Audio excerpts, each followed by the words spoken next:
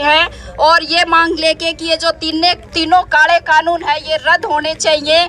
जो इसके साथ साथ श्रम कानूनों के भी बिल मोदी जी ने पास करे हैं, उसी संसद में वो बिल भी पास होने चाहिए। लेकिन हमारा 68 दिन से जो आंदोलन चल रहा है, इस आंदोलन के लिए सबसे पहले मैं आप तमाम लोगों को बहुत बहुत बधाई देना चाहती हूँ।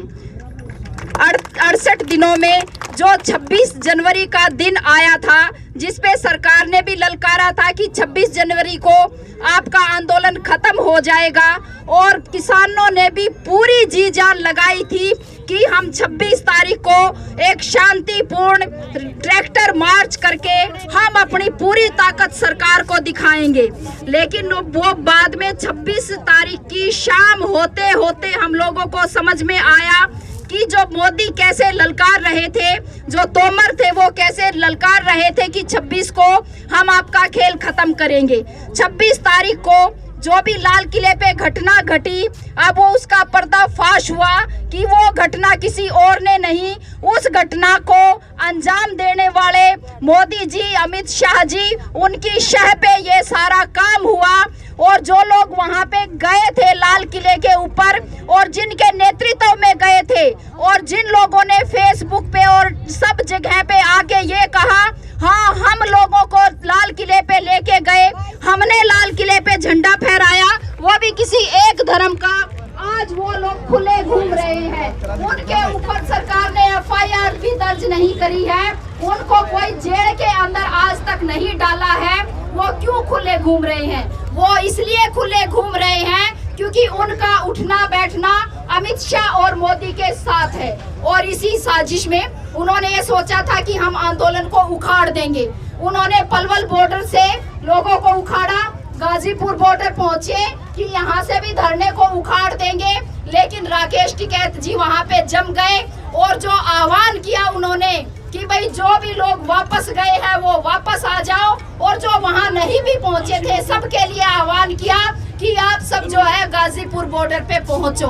बीजेपी के विधायक वहाँ पहुँचे, अपने गुंडों को लेके वहाँ पे पहुँचे बीजेपी के विधायक, सारी तरह की आर्मी क्या, BSF क्या, रैपिड फोर्स क्या, दिल्ली पुलिस, यूपी पुलिस, सबका जमावड़ा शाम होते होते उन्होंने वहाँ पे जब जमा दिया तो हरियाणा भी उस रात को सोया नहीं, यूपी भी उस रात को सोया नहीं। हमने जाग के पहरे दिए और हमने ये प्रण किया कि जो ये षड्यंत्र रच रहे हैं, हमारे आंदोलन को बदनाम करने का षड्यंत्र जो रच रहे हैं, हमारे आंदोलन को बिखरा के उसको खत्म करने का षड्यंत्र रच रहे हैं, अब हम इस षड्यंत्र का पर्दाफाश करेंगे और इस आंदोलन को पहले से भी ज्यादा मजबूती से लड़ेंगे। और ये टोल पे आप सब लोगों की उपस्थिति इस बात की गवाही दे रही है कि हमारे अंदर जो है 28 की रात से जो जुनून और जो जोश बना है, वो जोश जो हमारा पहले हम लड़ रहे थे 2 महीने से बॉर्डर पे बैठे थे, ये उससे भी कहीं ज्यादा जोश और जुनून है। और अब हम मोदी जी के घुटने टिकवा के दम लेंगे। क्यों लड़ रहे हैं हम?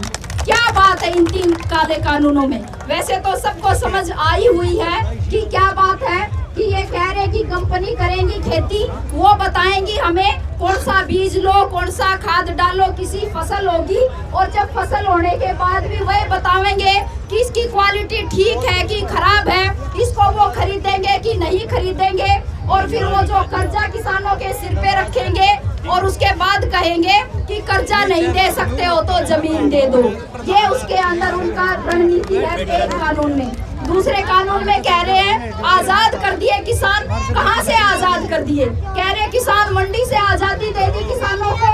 अब किसान कहीं पर भी जाके अपना जो है बेच सकते हैं, माल बेच सकते हैं। तो मंडी से आजादी, किसान ने तो मंडी से आजादी मांगी नहीं, हम आजादी मांग रहे हैं। हम ये कह रहे कि हमें आजादी देनी है तो हमें जो हमारी फसल नहीं बिक रही इससे दो, हमें स्वामीनाथन आयोग की रिपोर्ट लागू करो, C2 फार्मूले के तहत हमें न्यूनतम वेतन दो। और तीसरा कानून उसमें कह रहे हैं कि ये जो आवश्यक वस्तु अधिनियम है इसके तहत कोई कितनी कालाबाजारी करो, और जब ये कालाबाजारी होगी तो ये जो खाने पीने का सामान है हम जब वापस अपने घर में खरीदने आएंगे तो वो हमारी पहुंच में नहीं होगा। और वो केवल ऐसा नहीं है कि किसान की पहुंच में नहीं होगा, जो भी रोटी खाते हैं उन सबको इस बात से समस्या होने वाली है कि उनकी कमाई का एक बड़ा हिस्सा जो है वो खाने पीने का प्रबंध करने पर ही खर्च होने वाला है।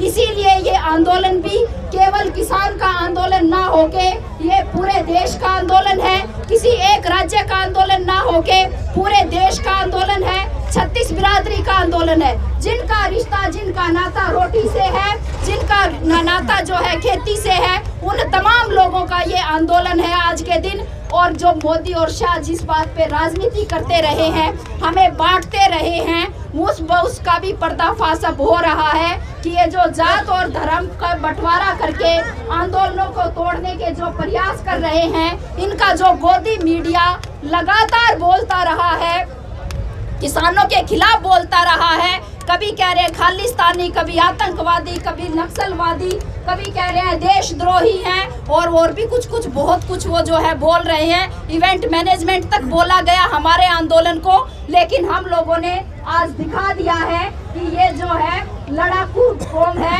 लड़ाकू लोग हैं, और हम सब एक हैं इस देश के लोग। और ये किसी एक इलाके का, एक जाति का आंदोलन नहीं है, ये पूरे देश का, सभी जातियों का, 36 बिरादरी का आंदोलन है। और हम मिलके इसके लिए लड़ रहे हैं और इसको परवान पहुंचाएंगे।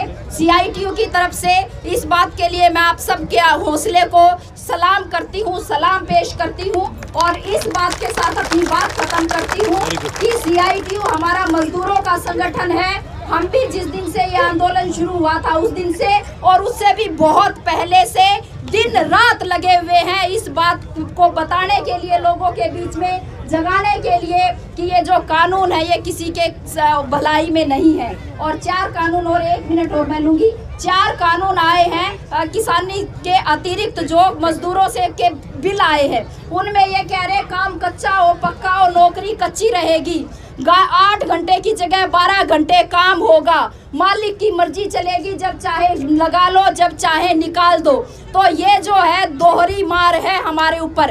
एक तरफ वो हमें जमीन से उजाड़ के मजदूर बनाना चाहते हैं, और फिर हमारे बच्चों का भविष्य जो है इस तरह से दांव पे लगाना चाहते हैं कि वो हमें एक गुलाम की तरह से, मजदूरों को तो गुलाम बना ही चुके हैं पहले से, जो कुछ बचा खुचा है उसको भी वो गुलाम बनाना चाहते हैं। मतलब हमारी खेती भी बर्बाद, नौकरी पेशा भी बर्बाद, पहले देश पहले बेच के लाइन पे लगा रखा है। तो हम इस अभियान को, इस आह्वान को लेके गांव-गांव जा रहे हैं, लोगों को जगा रहे हैं। और अब ये जो अलख जग गई है, अब ये मंजिल पे जाके ही हम रुकेंगे, इसी हौसले के साथ और इसी उम्मीद के साथ कि हम अपने आंदोलन को हर रोज नई मजबूती देंगे, अपने हौसलों को कायम रखेंगे, ऊंचा रखेंगे, और हम अपना जीत के ही दम लेंगे।